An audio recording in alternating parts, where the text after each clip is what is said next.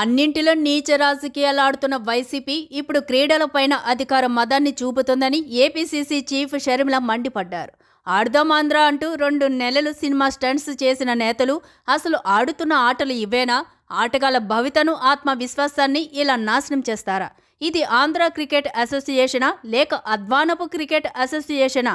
ఇంకెన్ని దిగజారుడు ఆటలు ఆడుతారు? వెంటనే విచారణ చేపట్టాలని డిమాండ్ చేశారు షర్మిల.